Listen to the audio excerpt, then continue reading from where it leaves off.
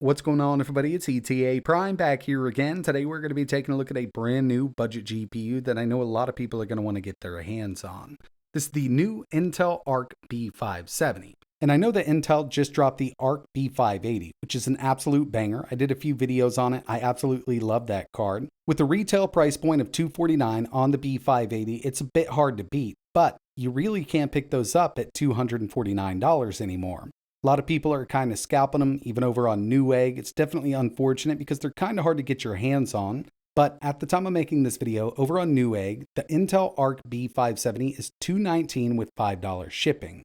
I've got the ASRock Challenger version, and I'll tell you, performance isn't that far off from the B580. We're going to take a look at all of that.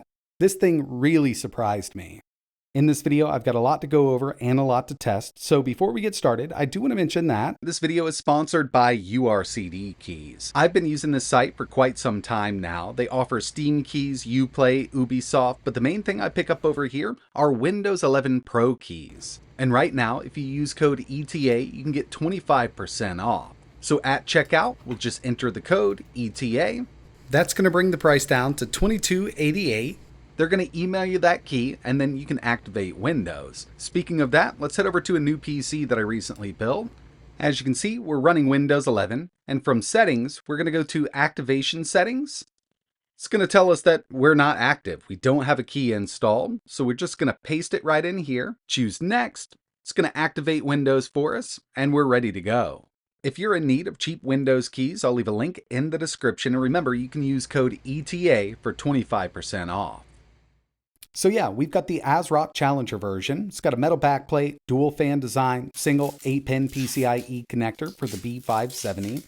It's not a super fancy card by any means, but it is a good looking unit.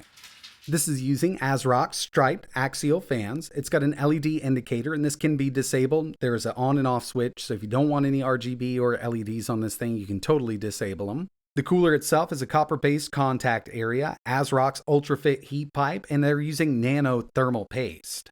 Again, they didn't go crazy on the design with this thing to keep that cost down, but what we've got here's a really amazing performer.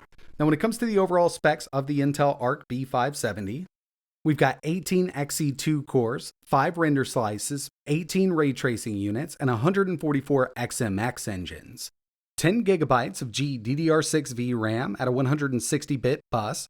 GPU clock on this is 2600, but if you've messed around with ARC, you know they do kind of boost up much higher than that, especially when taking the power up just a bit from Intel ARC Control Center.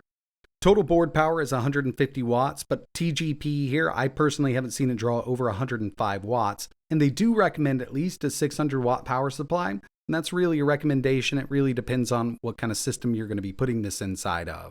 And the B570 does support all of the technologies that the new B580 supports, like XeSS2, we've got AI acceleration. Once we get more games that support XeSS frame generation, this is going to support it just fine. And with 10 gigabytes of memory here, it does take it up above some of the other lower end cards at this price point with 6 to 8.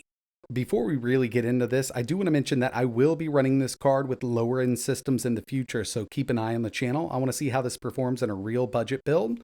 But the test rig we're going to be using today has the i7-14700K. We've got 32 gigabytes of DDR5 at 7000 megahertz, 2 terabyte M.2 SSD. I've got an 850 watt power supply here, tough motherboard. When it comes down to it with this system, I don't want to have a CPU bottleneck or anything like that. But again, I will be testing this with lower end, much cheaper hardware in the future to see how it performs. Jumping right into it here, wanted to give you a look at what we've got going on. As you can see, we've got the i7-14700K. I've got 32 gigs of DDR5 at 7000, just enabled that XMP profile. And of course, we've got that Intel ARC B570 with 10 gigs of VRAM.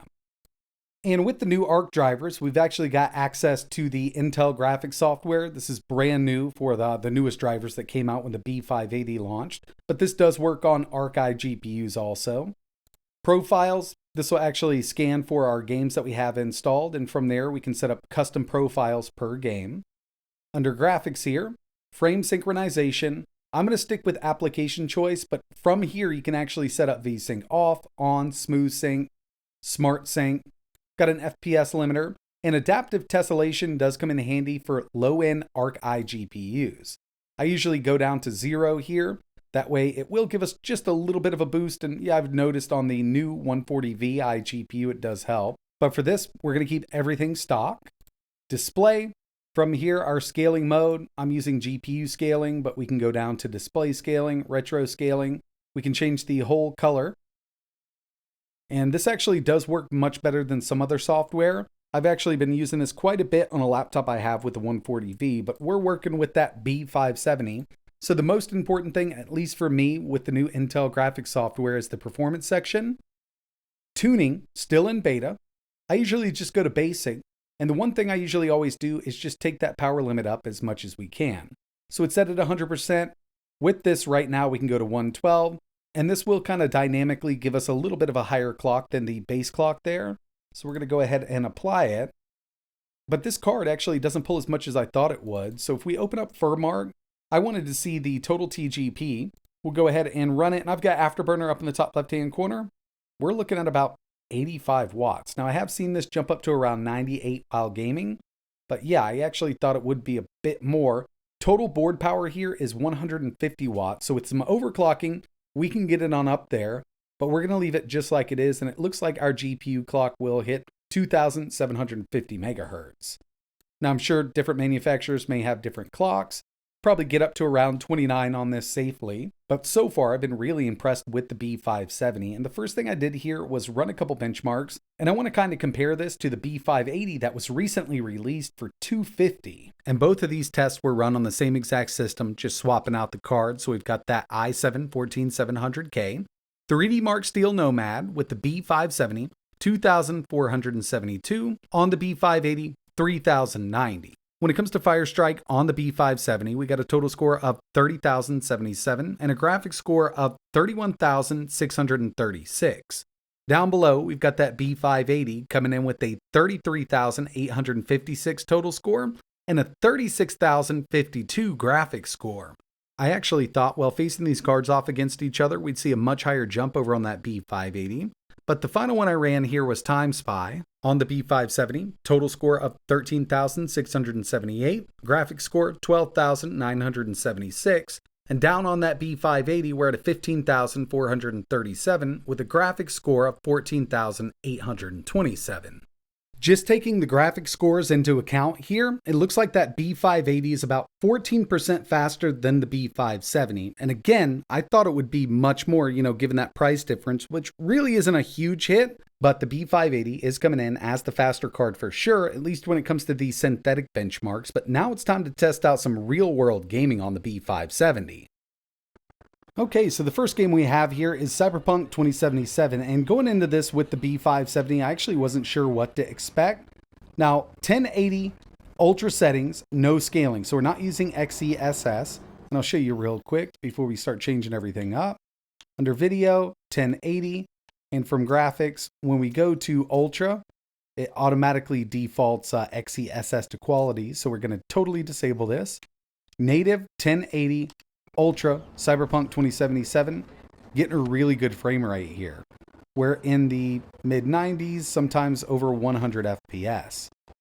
Now, just looking at what we've got here with no scaling, I'm not sure if we're going to be able to do a steady 60 or over 60 at a native resolution 1440 with this.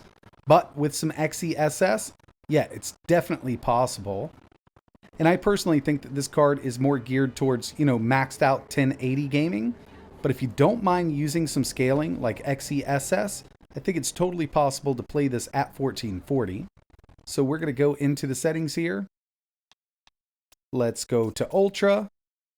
I'm going to take this to Balanced. And we're going to take this up to 1440.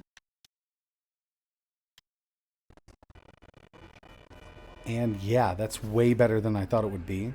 We're actually seeing around the same kind of frame rate at 1440 with XeSS set to balance that we were at 1080 native. Maybe just a bit more here. But given the price point and, the position of this card, I actually wasn't expecting to be able to do 1440, especially with Cyberpunk this well. We'll definitely have to test out some more games, but so far this is looking really nice. Yeah, no major dips down under 60. And we've still got more that we could do here. I mean, we could always take XESS to performance. But this is great. Next on the list, Doom Eternal 1440. I didn't even bother with 1080. I just know how well this game runs. It's very well optimized. Ultra Nightmare settings, and we're over 140 FPS on average. So yeah, going in here with the $219 card, I figured I'd have to take it down to high, medium settings. But at Ultra Nightmare 1440, this game is running absolutely amazingly. And again, I do understand that this is an older title. Still, a lot of fun to play, and it's one I always like to test.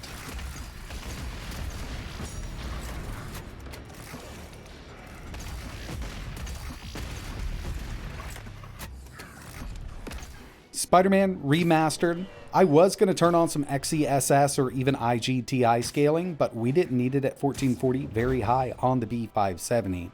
So far, what I'm seeing out of this card is really impressive, especially given that $219 price tag. And the fact that you can actually buy this at $219 is even more impressive.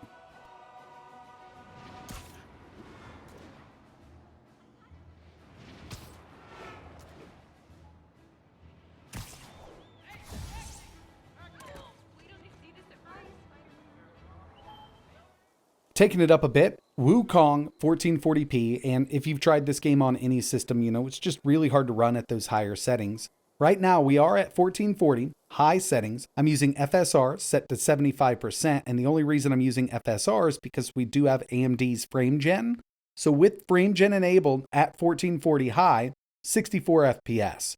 We could stand to turn some of these settings down a bit, or lower that resolution scale even more.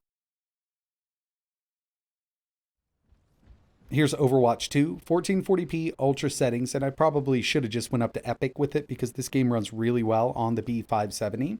By the end of this, we had an average of 128 FPS. And there's more that we could get out of this for sure. If you don't mind gaming at 1080, or even adding a little bit of FSR here with the game, we can really take that frame rate up.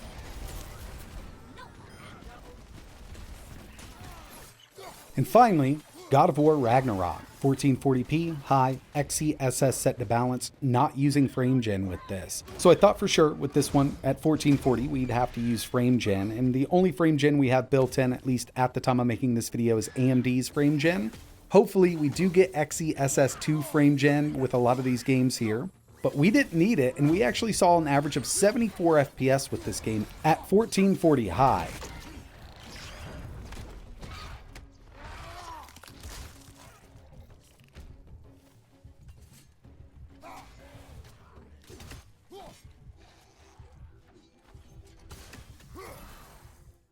Okay, so here's the deal. Like I mentioned, going into this, I actually wasn't sure what to expect with the B570. I've done a lot of testing with the B580. I've actually done a couple builds with it, lower end CPUs, and I'd love to do that with the B570 because right now, I mean, we're paired up with that 14700K. Pairing this up with an older AMD 5600 to keep the cost down on the total build might net us a little less performance there. But I think the B570 is going to be one of those budget cards that a lot of gamers are going to want to get their hands on, especially given that price point of $219. Over on Newegg right now, same exact ASRock Challenger card I have is $219. There is a $5 shipping fee from Newegg, but you know, given the fact that these are really selling at $219 is really impressive. Usually we see these cards announced at a certain price point and then really up from third-party manufacturers. But given that that real world price point is obtainable, I think a lot of budget gamers are going to want to get their hands on this. And even if this was just, you know, straight up 1080p ultra all the way, I could still recommend something like this. But, you know, with all of the new technologies we have from FSR to XESS with that scaling, this card is capable of 1440p gaming, and it does way better than I thought it would. Knowing what this thing does now with this higher end CPU, I will be making a couple more videos with lower end builds. I want to get the price point down on the total build there, and I'd say something like that 5600X is obtainable for a lot of people out there. Throwing this in a machine with a lower cost motherboard and memory might net us just a bit less performance than we're seeing here, but I will have those videos on the way, so if you're interested in seeing that, make sure you hit that like button and think about subscribing because I will have more on the way. And if you're interested in learning a little more or maybe picking one of these Intel ARC B570s up, I will leave links in the description. But that's going to wrap it up for this video. And like always, thanks for watching.